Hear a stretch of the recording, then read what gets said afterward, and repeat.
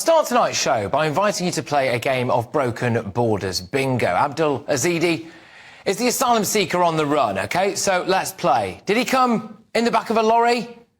Tick, yes. Did he fail his asylum application but was able to stay? Tick, yes. Is he a sex offender?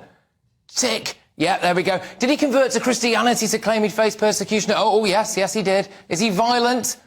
Yep, there he is. Can we still now not deport him? Tick. Oh, there we go. He's still got the full house, hasn't he, people? He's done it. Abdul Azidi has done it. This is a watershed moment, OK? A catalogue of people and institutions must now be held to account and real change enforced. Firstly, the role of the Church of England and Archbishop Justin Welby. Is the C of E complicit in helping asylum seekers fake claims by pretending to convert to Christianity?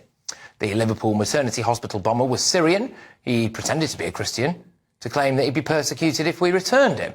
Now, Abdul Azidi also pretended to convert to Christianity, according to reports, after 2 failed asylum bids, but was reportedly still a practising Muslim. The Archbishop says that the Rwanda plan is against the judgment of God. He thinks that people who arrive here illegally are our responsibility. Does that not imply that men of the cloth now have carte blanche to do everything they can to keep these people in the country? We need to know how many asylum seekers claim to have converted to Christianity, what checks are done on them to make sure it's true, what repercussions are there for people in the church when this goes wrong. This is a vital point. Azidi created his asylum claim whilst living in the UK. He created the reason he was granted asylum by using the Church of England, certainly as one of the main reasons. Next, the role of tribunals and judges. The Home Office actually did its job here. They rejected him twice, they didn't want him, and then some judges decided that he could stay. Next, it's the role of our politicians. We've got Labour Shadow Home Secretary Yvette Cooper with the refugees welcome sign. I mean, there's no deterrent there, is there?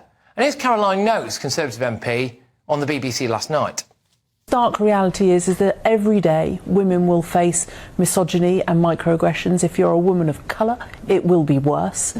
And we have to do better at understanding the cultures that make men think that's okay.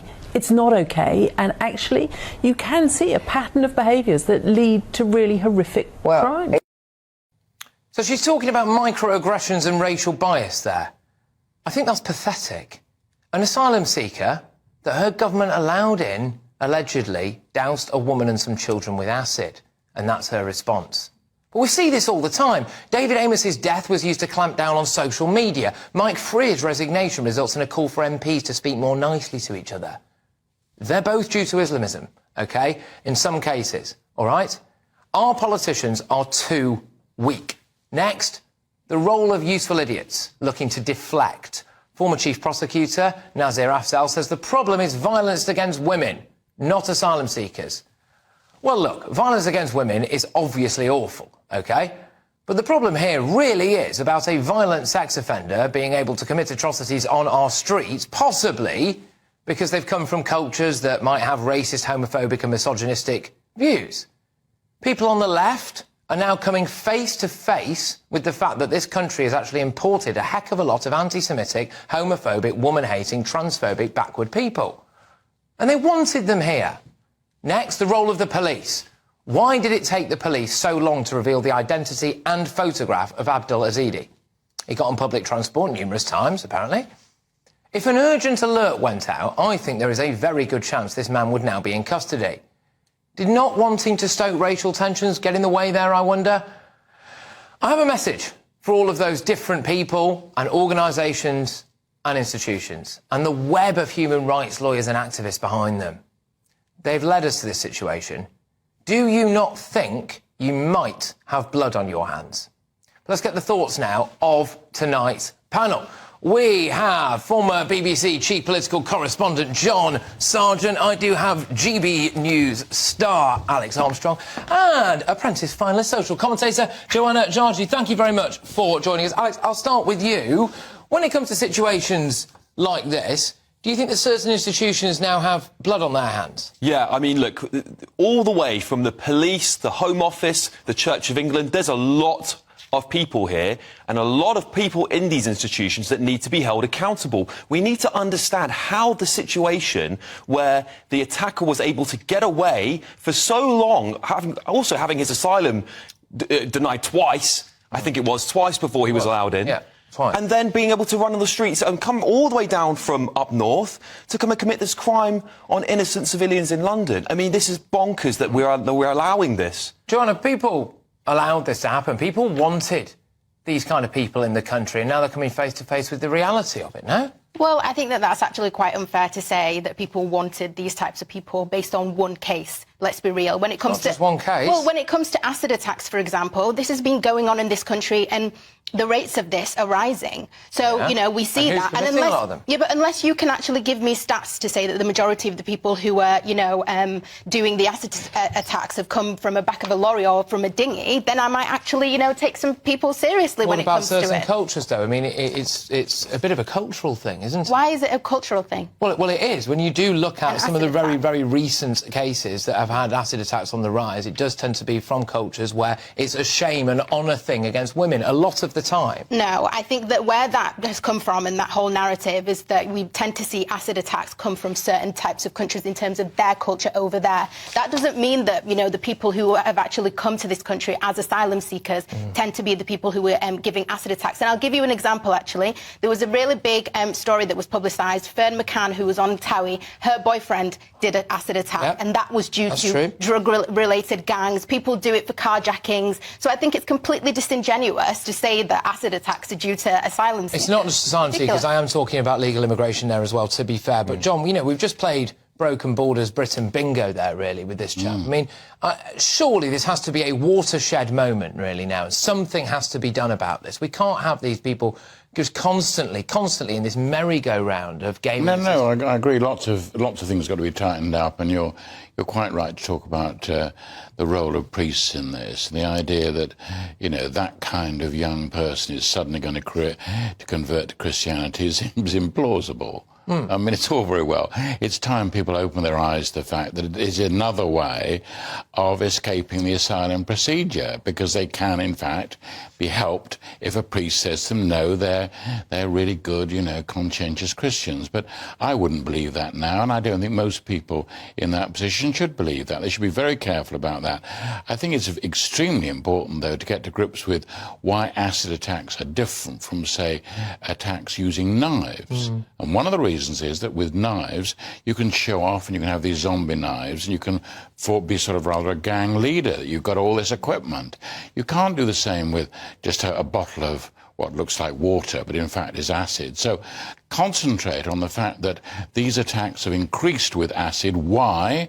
How can you make sure that's reduced? And how can you make sure, certainly in this case, the police not bothering to issue the photograph? Right through lunchtime, I was watching the news, thinking, come on now, just produce the picture. And they didn't until, wait for it, the news was over. Yeah, great point that about the police there, I think. Yeah, I think the Metropolitan Police have a lot to answer for in this, and they seem to be very hesitant. We saw that similar with the protests as well, not willing to share certain pictures of people. And I think we all know the reason why is because they were scared of being called racist or scared of racially profiling people. We just need to get on top of these things really quickly when there's someone on the loose. I think we can't really jump to, you know, assumptions that it's because they're scared of being called racist, because the Metropolitan Police, especially when it comes to cases with women and violence against women, don't really have a great track record. So sometimes it fits the narrative to say, oh, they were just scared. Maybe they're just incompetent and they've got a history. Well, that's absolutely true. Really bad. So let's not. There's certainly a strong argument for incompetence. I agree with Joanna that our old friend incompetence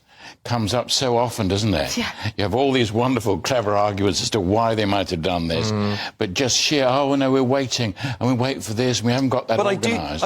I do suspect once the attacks happen and they've spoken to the victim, they'll go, describe the victim to me. That can be information that's escalated very quickly to those that need to know it and distribute the pictures. The fact that it took so long is crazy. And there's got to be something there that's wrong. Why is there a hesitation? What is the hesitation about? John, I am, in a morbid way, quite looking forward to the day that the left really meets the consequences of its own ideology. And as a woman, I'd be quite keen to get your views on whether or not you have concerns that we might be importing people from countries, legally or illegally, who really do treat women as second-class citizens. I mean, I'm concerned when it comes to women being treated as second-class citizens, of course, but what I'm worried about as well equally is taking a group of people, lumping them all under one brush and pretending that, because that's essentially racist, isn't it? That's essentially, you know, treating people as if, okay, I have an idea of what I think your culture is like, and every single culture has bad bits of it, okay? And every single, you know, pockets of society have different types of, you know, crimes and things like that. So I don't think that we should kind of take one pocket, one person, for example, who's done this and paint the entire community under one brush. Well, look, we don't have a lot of the recent data on acid attacks. There's some complicated reasons as to why, but up until 2017, 38% of the suspects of acid attacks were African Caribbean, should I say. 38% of the 32% were European white. So look, there's certainly something to say there about, like, what are the percentage of black communities, particularly where the attacks are happening in London, and what's the percentage of attackers? We can easily then say, well, that's a high percentage for that community, which makes up such a small... What about the 30% that you just said are white European? But the point is that there's a much smaller population of black people in the UK as there are white people, so you can start to see, yes, maybe there is a cultural issue there if the percentage is way higher. Concentrate on the use of acid. It seems to me if you use acid, it's much more likely that it's premeditated in terms of what you then do with it. So it isn't someone getting into a wild rage and saying, get out my knife or get out my gun. This is someone saying, I'm going to get you, and I'm going to spray stuff on you which will ruin your life. That's premeditated. I mean, it's more likely to be domestic. Yeah, I spoke to a survivor of an acid attack last night at 10 p.m. on this show, actually, and it was a case of mistaken identity. Someone had driven 300 miles, knocked on his front door, he opened his front door, and he got a pint of sulfuric acid in the face, right? And he said that apparently, the law is at the moment, if you get caught with acid in a water bottle around London at the moment, presumably it's will be across the UK as well, once, that's all right. You have to get caught with it twice before you actually get... It also has to be in a public place. Yeah. So if you've got it at home, oh, well, just for ordinary what? Ordinary use? Why do you have this highly corrosive substance at home? It shouldn't matter whether it's public or private. Go after it. Photograph the people buying this stuff. Tighten the whole rules up. Make sure the whole system is very odd for someone saying, I want an acid, which will disfigure someone. Yeah, I just want to tease ahead to something and get your reaction on it. I've done an interview with Robert Jenrick, the former immigration minister. I'm going to play that out for you at 10 o'clock. One of the key questions that I ask him is whether or not we will actually, let's say we catch this particular individual, Abdul Adizi, and, you know, obviously if he is then proven to be responsible for the allegations that are against him at the moment, and we know that he's had a history of a sexual offence and that he had 2 failed asylum bids, etc., would we actually be able to deport him then?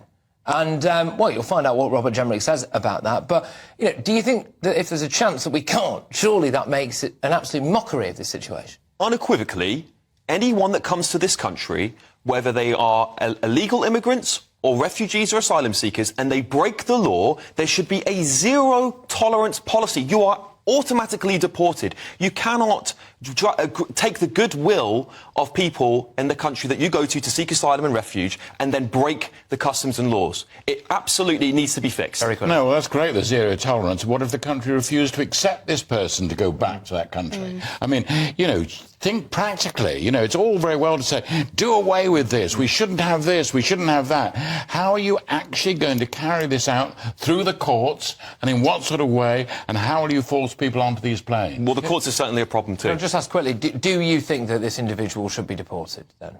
I think potentially. I think that we should look into it, you know, but I think that, you know, all cases are different and we don't actually know enough about this individual yet. And he is actually technically still a suspect. He is still a suspect. What we do know about him, though, is that he did fail his asylum application twice and then potentially lied about one of the reasons to keep him in the country and is guilty of a sexual offence. So there is that side of it.